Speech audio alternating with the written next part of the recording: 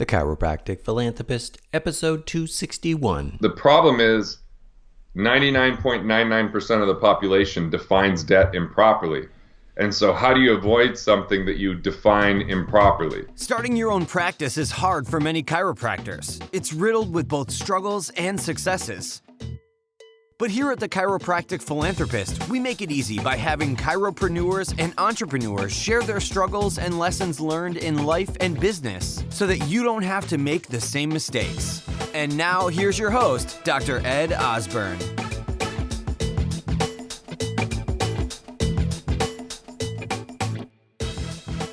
By now you should know that if you have not tapped into social media for your marketing, you have truly fallen behind. There are overloads of information out there about how you can do it, but it's tough for you to find the time. So this is it. Seriously, Doc. This is what we as chiropractors have been waiting for. Qualified new patients contacting you with no added effort. 3S Chiropractic Systems is the company run by chiropractors with years of web and social media marketing experience, offering you the complete, affordable, done-for-you package. Doctors are receiving 10 to 45 new patient requests every month, so the service is swooping across the globe and is geographically exclusive, so you find out right now if your area is still available. They offer full money-back guarantee for the first month, so there is no risk. Apply at 3schiropracticsystems.com/TCP. to make sure you don't miss out. All right, let's get to today's TCP episode with guest Garrett Gunderson, the Chief Wealth Architect at The Wealth Factory and best-selling author.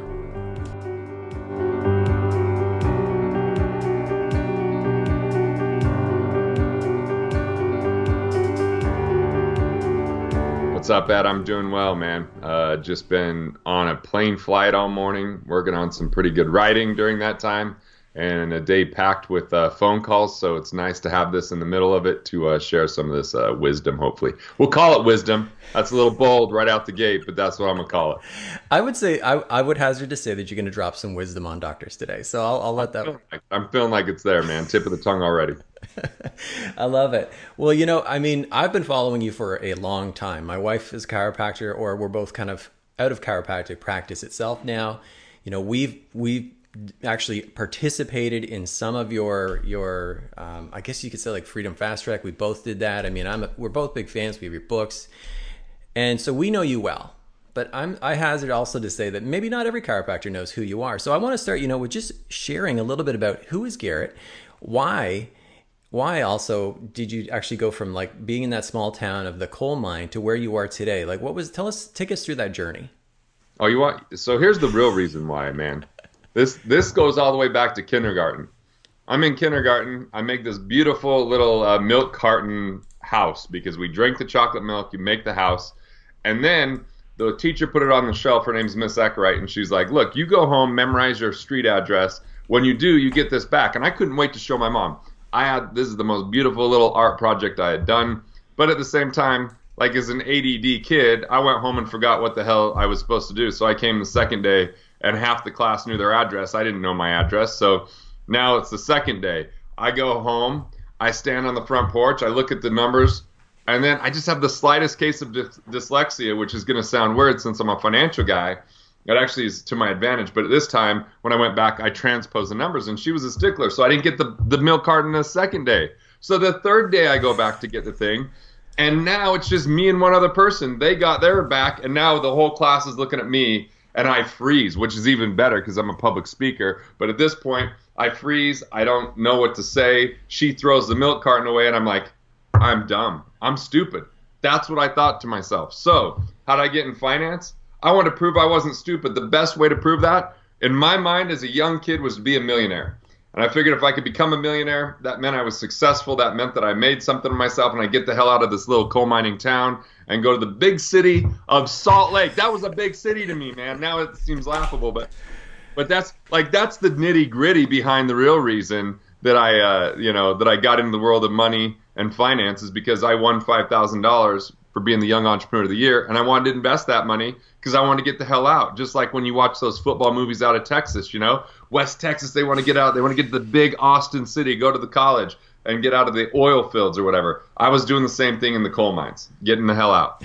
Well, I'm going to give you one of those yeah, but questions. And it's like, Right. yeah, but I love money. I love talking about money, but I don't love teaching about money. I mean, it's not really something that I think I could even do. So, I mean, clearly you know what you're doing. You don't have to be teaching this stuff. You don't have to be writing books about it. You could just be investing and sitting back and collecting the cash. Why is it important that you take this information and you give it to people like entrepreneurs or chiropreneurs? So first of all, I actually get really bored. Like, I don't like investing money by myself. Like, cool, I did 100 real estate properties back in the day, and that was a huge pain. It wasn't really fun. I wasn't interacting with high-level relationships. I was interacting with, like, people that were just, working for an organization telling me what I could and couldn't do to get the loan. And then, I'm not really good with the stock market, full admission there. But what I am good at is I could read about anything in the world of finance and remember it for years to come, almost like a photographic memory. It makes sense to me. But where I really feel like I'm unique is I can read it and sniff out the bullshit where other people don't. I could see where that could lead people astray or where it's limiting advice, even if it's a step in the right direction. And what I really enjoy in reality is two things. Number one, I think deep down I want to be a stand-up comedian, but I had such a small chance of succeeding at that, especially if you ask my wife. And, there's a few comedians that make a lot of money and there's a lot of broke comedians. So I can actually speak on the world of finance, bring some life into it, joke around, people laugh, and so I get to do my stand-up thing that way. And number two is I always kind of want to be a rock star. So the closest to being a rock star without getting into drugs and STDs was to basically get in the world of finance, where I could kind of be a rock star of finance, and I dress the way I want, say what I want, but ultimately take that gift of understanding money and teaching it and breathe some damn life into this world when it comes to money and finance. Most of the time it's drab and dry and boring, and it's all about, cutting back and budgeting and all this nonsense that hurts the chiropreneur and the entrepreneur. And being that I'm an entrepreneur, and plus I was pissed off when I found out what a Rockefeller family office was when I was in my early 20s, and that all these other chiropractors would never even get a sniff what one of those family offices were. And I was like, I want to build that for the people who don't have that level of revenue, because that's where I came from too. And the reason chiropractic is because, damn, we have a hell of a chiropractic story with my son, with my wife, and with me. And it's made such a huge impact on our lives that, I like it. Chiropractors became chiropractors to heal, not because they wanted to get filthy rich. I'd rather them be rich and heal rather than just try to heal and be broke. I got to tell you, I love it because the Chiropractic Philanthropist podcast was all created out of the struggle, right? Because I have way too many, Garrett, conversations with chiropractors who are in the ditch. And I like to say, as chiropractors, we struggle for lunch. But, it's also sometimes we can look at people like yourself and we go, you seem to have everything put together. Everything's falls into place for you. The puzzle, you fit the pieces perfectly.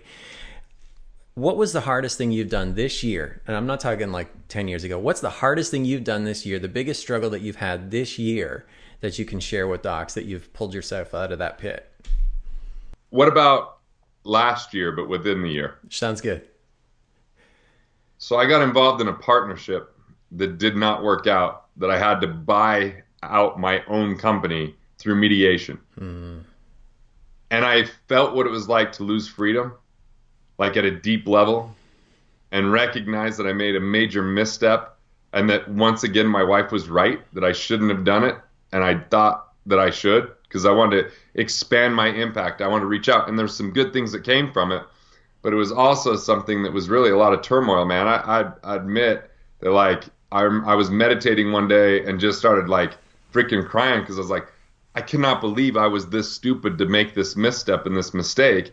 And I really thought that I might lose everything that I had built from a company standpoint, and had to take my mentality to the place where I was willing to start fresh, still doing what I was doing before, but being willing to burn it down, move on, and build something from scratch. And fortunately, I was able to buy it out, and I was able to do really well in the mediation, which it went from a large number to a still large number, but basically one 1/20th of the original number when we started mediation, which I'm not good at negotiation. That's not my expertise. But I learned how to be pretty damn good against every, instinct in my life of not communicating and playing hardball. Like it sucked, but man, that was brutal. That was brutal. Yeah, and there's so much power in that, isn't there? When you have that ability and that certainty that that you can go through those times of struggle and or lose it all. I mean, God, I've lost it all twice and rebuilt it again. But there's a lot of power in that when you know that you can actually do that, and a lot of certainty that comes with that. So I appreciate you, and I want to acknowledge you for sharing that. Thank you. It helps stocks to know that. Yeah. So I want to talk a little bit about the book, Killing Sacred Cows. What was the impetus behind that book? So once again, candidly, it started out with, if I wrote a book, it would make me really cool and people would like me and people would buy a lot more of my shit. And so with that really limited context, what happened was 2 years of only writing 72 pages, trying to work on it on a Tuesday night and tinkering with it. It had a horrible title. The book wasn't all that great. I mean, I found that document recently, started reading it. I was like, okay, yeah, it was okay in some parts, but it wasn't powerful enough. And then way back in the day, 2006, May of 2006, we got together as a firm, 42 of us. At the time, our firm was called Ingenuity, and we said, what's something that we could actually do together that would make a bigger impact? We had a 2-day retreat, and we said, the game we want to play is getting this information out in the world, and we're going to write a book. And then in June, 2 of my business partners died in a plane crash, and for 4 months, I forgot about the book and just tried to keep everything together. Gained a bunch of weight during that time, lost my mental clarity because I was trying to live my life for someone else, which was their legacy instead of my legacy. And fortunately, I had a really confronting conversation with my wife where she told me I was pretty extraordinary at speaking and at business, but I was pretty ordinary when it came to being a husband and father, because we had a 1-year-old at the time. Hit me. 6 days later, I gave up, 2/3 of that business, kept my original office, let the other 2 go, and started officing from home, stopped communicating with people that were draining my energy, had people start being empowered and take care of their own crap. And I got energized by being with my family. By doing that, they would go to sleep and I still had energy, so I started writing a book. And the reason I wrote it is I was tired of hearing people say, if I had only known this 10 years ago, or this may have saved I wouldn't have declared bankruptcy, or I don't know what would have happened. Maybe I wouldn't have had to get divorced, because that was the number one, reason why most people got divorced. And I saw people in severe pain based upon faulty financial information. There were hardworking people. There were good people. They were just led astray. And I actually got pretty frustrated about that. But when I started writing it, I got passionate and I wrote the damn thing in 30 days. Now, when I say I wrote it, I will be completely honest. I didn't write much of that book. I spoke that book.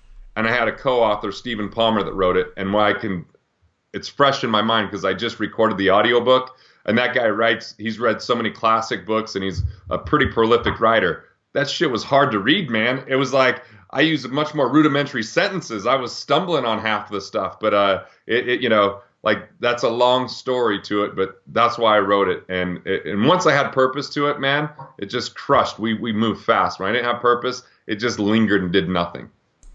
Well, I got to tell you, I mean, I don't I've interviewed a lot of best-selling authors on this podcast. I don't blow smoke, but I got to tell you, I mean, that book changed my wife and changed my wife and my life. And it motivated us. It changed everything in our mindset about what we believed we needed to do in terms of getting financially straight. But I got to tell you, I mean, you have an incredible offer. I want to drop that right away. Text 801-396-7211. In the subject line, text KSC. That's K like Kappa, S like Sam, C like Charlie, for a free download of Killing Sacred Cows. I'm going to give them a complimentary. I'm basically buying you my book. I'm going to give you a download of the book.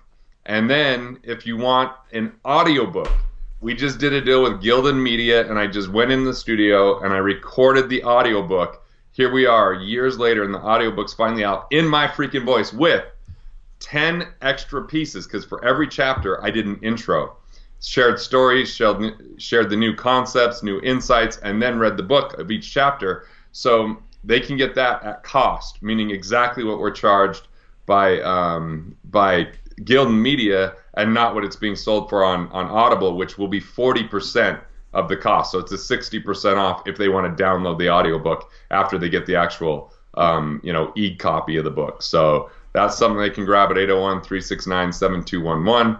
They just type in KSC, and it doesn't matter whether it's small caps or large caps or whatever. Just make sure that you text it in there. We'll respond to you. We'll get you that download and start putting you on your way. I think that book's really about permission to succeed more than anything. And Ed, being that I just read it, it's almost like an attorney preparing a case for abundance and going to a court and building the case chapter by chapter and building upon it. And as I read it, I was like, damn, some of the Amazon reviews are like, I got some 1 stars and 2 stars on Amazon, like it's redundant. It is redundant, I'll admit it. But hell, the Money is Power chapter needs to be redundant because I'm going against billions and billions of dollars and decades of the opposite advice that people have subconsciously at a minimum bought into and even consciously bought into. So I have to decimate and destroy that. That's the deal. And I think the book does that pretty damn well if someone will just read it. And that's, I mean, is that your favorite chapter then? The Finite Pie is the favorite chapter, the first chapter. There's 3 revolutionary chapters. If there's only 3 chapters you go into in the book. The first chapter, because no amount of luck, saving, discipline, or rate of return saves someone if they don't understand that first chapter. And then there's 2 more chapters that you're not going to read in any other book. One's called Avoid Debt Like the Plague, and the other one's called Self-Insurance. They're towards the later part of the book, but those are really revolutionary concepts, where the other concepts you might be able to piece together from various writings and various instructors. And so I don't think it's all brand new material. It's just organized a little bit differently. But those 3 chapters are definitely the impact chapters, the revolutionary chapters. I want to touch on that. I mean, like avoiding debt by like the plague. I mean, you just kind of glossed over that, but what's the key point from that? I mean, there's some people that would actually suggest that we take on more debt. Well, the problem is 99.99% of the population defines debt improperly. And so how do you avoid something that you define improperly? So you believe it's one thing, but it's yet another thing, and it starts to change your actions based upon faulty information.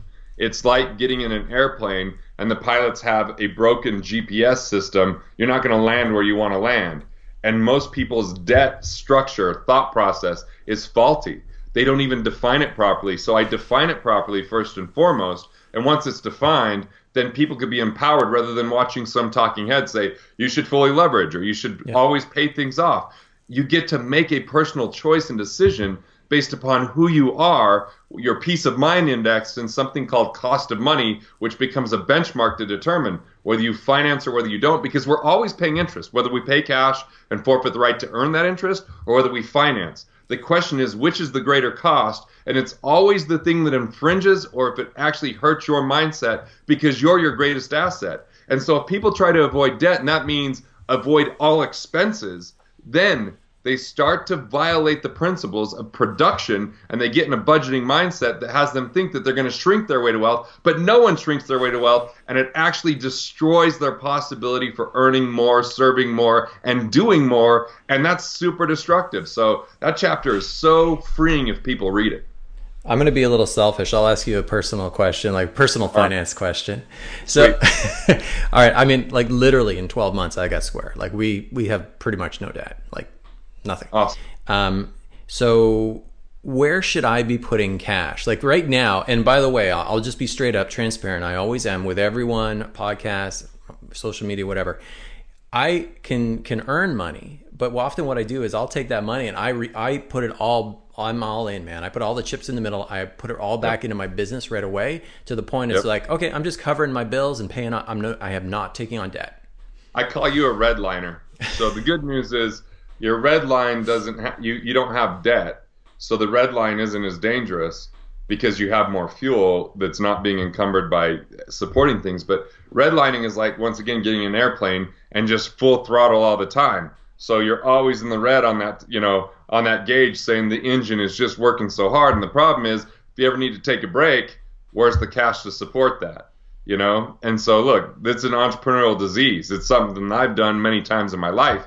But the key is and this is so fundamental that everyone needs to make sure that they don't discount this just because it's simple, because it's so profound. And I don't believe that there's mysticism or magical stuff in finance, but this is the closest thing that's hard to explain why it works as effective as it does. But what I want you to do, Ed, is go set up an account at your regular bank, different than your business checking, different than your personal checking, and you just call it a wealth capture account. And from here forward, every time you earn money, you're going to put money in that account before you put it in any other account. So anytime you're transferring money over to your business, to you personally, you take money off the top and put it in that account. And that's going to be your automatic savings. And you want to take a percentage of your income, not a specific dollar amount. So the more you earn, the more that goes in there. If you have a time you're taking, you're kicking back or you're reinventing, that you'll be putting less in there. But by automatically saving, see, now you don't have Parkinson's law chomping at you. Parkinson's law is the more you make, the more people tend to spend. And those expenses can rise to meet or exceed it. And look, I know who you are, man. You got luxuries that are now necessities in your life, brother. I know you. I know you got stuff. You can't go back and drive a Camry. You can't go back and stay in a Motel 6. You can't go back and eat at some fast food joint. So those kind of things, to keep those in your life long term, that you can have the nicer things, is completely acceptable and completely fine as long as you pay yourself first. Yeah. You pay yourself first and you automate that savings. Then when that money's in there, you can choose to allocate it towards investments. You could choose to, like what I do with mine is I take it there, and then my second step is I put it into some overfunded whole life, because that can earn 4 or 5%. It's nothing that I jump up and down about or feel like it's the perfect thing. But then when I have an opportunity, I can pull that money out, invest. When I don't have an opportunity, I'm at least earning better than a savings account. So I mean, that's a pretty quick and dirty rendition, but man, pay yourself first. That's the deal. I like it because, it's a valuable lesson. I mean, I call it burning ships. Like, I burn the ship. By burning ship means I don't want the money sitting there because I feel like I'll get lazy. So I just invested again. But I mean, this is applicable to the chiropractor who's listening today that's in their brick and mortar. They're in practice. I mean, you got to have that money set aside. I mean, I'm sure we all have disability or insurance and things like that, but you need to have that cushion too, or that safety, right? That safety net. Well, think of it this way. In the world of dentistry, they say you got to brush and floss every day. In the world of chiropractic, it's about regular adjustments. In the world of finance, it's about paying yourself first. Don't pay yourself first, it's like never getting adjusted. It's like never brushing and flossing. Yeah, there are people that don't do that in some Aboriginal tribes, but, I don't know what their teeth look like. Maybe they're eating better food than the people that live in America, so maybe they get to keep their teeth. But hell, you do that in America, you're in trouble. You don't get adjusted, you're going to start having things break down. So that's the same thing in your finances. You don't pay yourself first, then you're missing one of the key components for longevity. So if we were to say that docs could take one key tip, one strategy that could change their finances and implement it starting tomorrow, what would that be? One key tip is this. When you think about living within your means, which you're going to be told from a lot of people to do, I want you to redefine how you hear that. Most people hear that as budgeting or reduction. So instead, I want you to think of it as production and continually seek to expand your means. So rather than wake up and say, how do I make more money? Or how do I save more money? You ask better questions like, how do I have a deeper, more meaningful impact? How do I reach more people? How do I serve the people that I already know? What is it that I stand for in the community that's powerful enough that people will rally around with me? Those are all expanding your means questions. Or you go through and do an inventory. What things are you doing that aren't the most powerful things, but you do it in the name of saving money, that you could actually delegate so you do the things that only you can do best? Because look, in 2010, a little admission here, in 2010, we took on 370 clients. We're not built for 370 clients, man. We're built for 125. So we kind of got our ass kicked that year. We had people that didn't love working with us. We took a hit to our reputation. And we had salespeople that were a little bit pushy, and little might be nice in some cases, some that were a lot pushy. And so April 1st of 2011, I fired my entire sales team overnight. That day, I just everyone's gone. And that meant for the short period of time, I was a sales guy. So I remember I did a teleseminar with David Jackson, and I offered this free consultation. I didn't say it was going to be with me, but hell, it was with me. Wow. So I talked to so many chiropractors over the next 3 months, which was really healthy for me because I helped build kind of like valuable scripts that would help people kind of dive deeper and give more value that when I hire the sales team right. But I also found a situation where I would call and the doctor would answer the phone. Not because I called during the non-business hours, but because they had 0 employees. And they're working.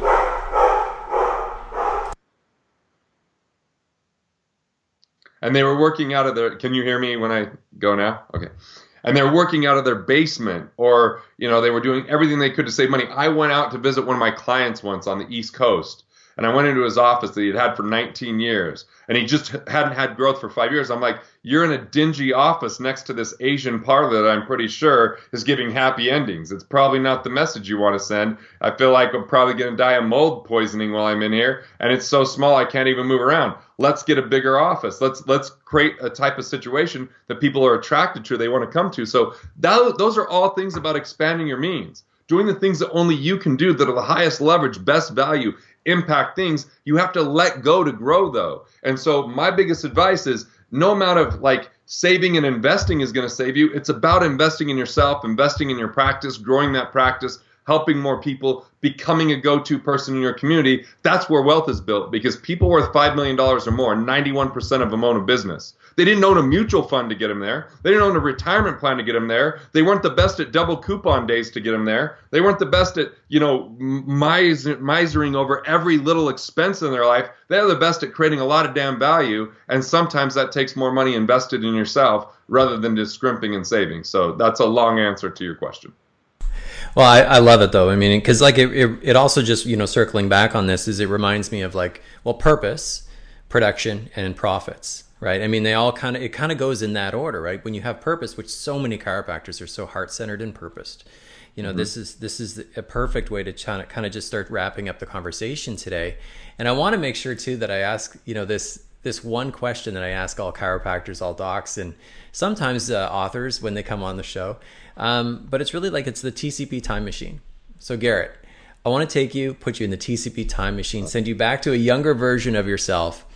And let's say this is around, let's say it's around the time that you were just going to start writing that book, Killing Sacred Cows. And you have all the current knowledge that you have today and life experience. What would you say to that younger version? All right, so I would tell them is this. I would say that you're going to hear a lot about having great relationships, and that's important to success. But what people forget to mention a lot of times is it only takes one bad relationship to destroy a lot of that. So have discernment, listen to your wife with her intuition, and be very selective with who you spend your time with. And this is going to be the formula moving forward, young Padawan. Number one, anyone that doesn't have excitement around what you're up to, anyone that doesn't uplift you, inspire you, anyone that doesn't pass the phone test, that meaning if they call you, you don't want to answer the call, what I want you to do is just be friendly with them. And that means don't invite them to anything and say no to all their invitations, but just be friendly. Don't share your vision. And number two, people that are your friends or people that want to see you succeed, support you in that success, celebrating your wins, invite them into your life and do whatever you can to spend time with those people, because that's where you get the most wealth, is you be rich in relationships. The government can never take it from you. Taxes can never take it from you. And anytime that you're struggling, they'll be the ones that pick you up, kick you in the ass, ask you the right questions, and get you past whatever stuff you're going to have to deal with. So that's the advice. Be rich. And just be a badass husband, man. It took me, 2 more years to figure that out past when I wrote the book. Because that's really rewarding. Be rich. Sorry to go. I was gonna just say, man, I got that like echoing in my head, to be rich in your relationships. I love that. I love that. Okay, so listeners, you can actually head over to thechiropracticphilanthropist.com. We'll have a webpage dedicated to our discussion with Garrett Gunderson today. We're gonna have all the clickable links and resources, and that number you can text to actually get the download of the PDF, and then actually get access to the Audible book as well for Killing Sacred Cows. And I recommend everyone go there and get it immediately. That's an incredible offer. Not a lie. Full transparency. Book changed my life. So yeah, head over to there. If you're listening on your mobile right now, open up your show notes and you can actually find those clickable links right now, so you can access immediately and get that incredible offer. Garrett, I mean, just brought it today, man. Your energy, I love it. Truly. I mean, I feel like I kind of know you because I've been following you a bit, and I've been just investing in your stuff for a while. So this has been a great, and I know that what you bring. Wasn't Derek your coach when you went through our program? Derek, one of your coaches, right? I had both. Because we went through 3 different phases, right? Yeah. So sometimes people ask me which was the one that impacted me the most. And here's the biggest thing is that it wasn't necessarily the part about the money. It was the part about understanding what money means in my life, but also finding purpose in my life. Which is funny, because that was not what I expected as an outcome. Yeah, no one really buys our program for that, but they end up loving it because of that. That's kind of the way it works. It's that's not uncommon. Well, because as chiropractors, and now we're going to go off on another tangent. As chiropractors, they always want to put their finger on an ROI. Okay, so I invest this, I get this back. But you know what? I mean, if you were to ask me 12 months later, I mean, I don't know if I can give you an exact number of what the return on the investment, but you ask me 5 years later, I mean, it's a massive impact, and the ROI I can't even calculate in terms of dollars and cents, but also, how it's impacted my family's life. I mean, I think that's why context is the game changer. Content never changes the game. That's why I said there's 3 chapters in Killing Sacred Cows that shift the entire context, which is the box that we live in, the way we see the world. The other stuff's content, useful, but never transformational. And I just think you see the world differently. And, I know it's not just us. You've done a lot of work. You've had other people in your life, but I'm glad that we were a part of that journey. Yeah, absolutely. A big part. And I want to thank you for giving back and supporting chiropractors today. Thanks, man. Hey, really enjoyed the interview and enjoyed the questions you asked. I shared some stuff I normally don't share, but so you pulled that out of me, and so you're damn good at what you do, man. So you've heard the struggles, you've heard the successes, and this episode is done. But there's still so much more to come and so much more to learn. Head on over to thechiropracticphilanthropist.com and sign up for our newsletter, where you'll receive free practice building tips and strategies, including how to market your practice with your very own podcast and so much more. Thanks for listening, and we'll see you next time on The Chiropractic Philanthropist.